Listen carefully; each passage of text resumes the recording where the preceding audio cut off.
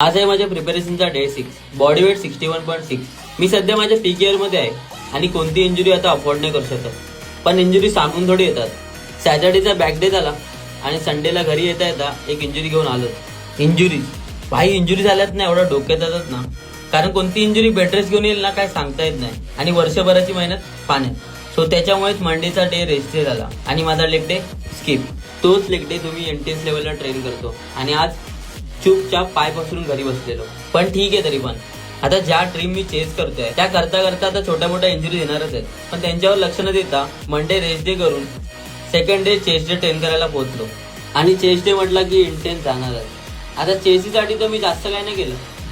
Proper 3 press, cross over आणि बटरफ्लायचा drop by हेच बस झाले मला एक प्रॉपर पंप साठी. पार छाती फाटून बाहेर येते आणि टी शर्ट तर फुल स्ट्रेच येऊन बाहेर येतं आणि टी शर्ट जर फिट असलं तर भाई फुल चिपकून बाहेर येईल. ह्याला असं म्हणतात पंप आणि एक सक्सेसफुल पंप. सो माझा मंडे तर लो झाला, पण ट्यूजडे तो तर माझ्या चेस्ट डे मुळे सक्सेसफुल झाला.